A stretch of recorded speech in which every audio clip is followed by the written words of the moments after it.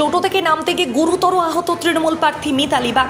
জানা গেছে আজ শুক্রবার আরামবাগ লোকসভা কেন্দ্রে তৃণমূল প্রার্থী মিতালি বাগ প্রচারে যান আরামবাগ বিধানসভার অন্তর্গত শালিপুর অঞ্চল সহ বিভিন্ন এলাকায়। এদিন প্রচার করতে করতে টোটো থেকে নামতে গিয়ে পা পিছলে আঘাত লাগে। তারপর ওই এলাকায় স্থানীয় ডাক্তার দেখান, তারপর আহত অবস্থাতেই প্রচার করেন। প্রচার করতে করতে শরীর অসুস্থ হতে থাকে। তারপর প্রচার সেরে তৃণমূল প্রার্থী মিতালি বাগকে আরামবাগ মেডিকেল কলেজ ও হাসপাতালে চিকিৎসার জন্য নিয়ে আসে আরামবাগ সাংগঠনিক জেলা তৃণমূল কংগ্রেসের চেয়ারম্যান স্বপন কুমার নন্দী, ব্লক সভাপতি শম্ভুনাথ বেরা, তৃণমূল নেতা রাজেশ চৌধুরী সহ অন্যান্যরা। এ বিষয়ে আর কি জানা যাচ্ছে বিস্তারিত রইল আপনাদের জন্য নিউজ বাংলাদেশা। আপনি তো সারাদিন প্রচারে ব্যস্ত ছিলেন, কি করে হলো? কিছু বয়স্ক মানুষ ছুটে আসছিল দেখার জন্য, দূর থেকে ছুটে আসছিল। বলো ওনারা অত কষ্ট করে ছুটে আসছে, বয়স্ক এত বয়স্ক যে ভাবলে আমার বল লাগছে। এত বয়স্ক মানুষ, মায়েরা একদম খুব বৃদ্ধা মায়েরা। একজন একটু একটু দিদি টাইপের, সে কিছু ছিল, ঠিক আছে। তার সঙ্গে এতগুলো বয়স্ক মানুষ, তো আমি টর্জেলি তাকে বললাম কি যে ঠিক আছে, আপনারা ছুটতে হবে না, আপনারা পড়ে যেতে পারেন, আমি আপনাদের কাছে যাচ্ছি। দিয়ে টোটোটা একটু ব্রেকটা জোর করে কষতে ঝাঁকুনি দিতেই পরে রডটা এসে চিপা হয়ে গেছে। কখন হয়েছে মোটামুটি? তারপরেও প্রচার করেছেন শুনলাম। 12টার সময় হয়েছে, তারপরে আমি প্রচার করেছি। কোথায় কোথায় লেগেছে? লেগেছে পায়েটা, দুটো পায়ে লেগেছিলো, হাতে বাঁ হাতে লেগেছে। হাতটা দিলে বরফ টরফ দিয়ে অনেকটা ঠিক হয়ে গেছে। ছাতির কাছে একটু চোখটা বেশি, রডটা চিপা হয়ে গেছে।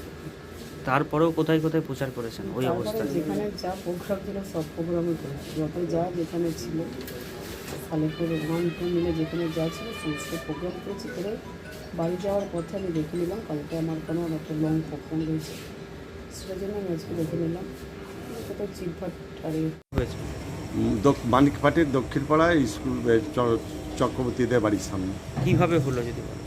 বাড়ির চক্রবর্তীদের 10-15 জন মহিলা ওরা আসছিলেন ওনাকে দেখবেন বলে, কিন্তু উনি তার আগেই টোটো থেকে নামবার চেষ্টা করেছিলেন। চেষ্টা করতে যে পায়েটা একটু স্লিপ খেয়ে যায়, স্লিপ খেতে ওই যে টোটোর রড আছে না, ওই রডে বুকটায় লেগে যায়।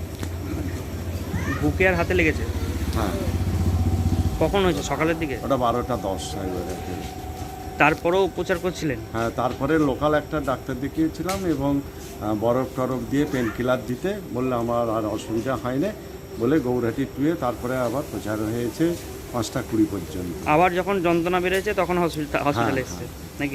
মানে ওই অসুবিধা হচ্ছে, কিন্তু ও চাইছে যে আমি প্রচারটা করে যাবো আর কি, সেই জন্যই হসপিটালে এসে ডাক্তারবাবুদের দেখানো হবে। ডাক্তারবাবুরা বলেছে রেস্টের কথা, কিন্তু রেস্ট কি নেওয়া যাবে?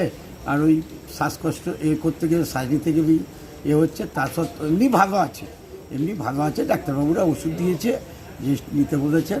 হ্যাঁ, এমনি ভালো আছে। এই রাত ঘুরে আমাকে বললো প্রেশারটা কমে গেছে দাদা, ওই জন্যে মাথাটা টলে গেছে।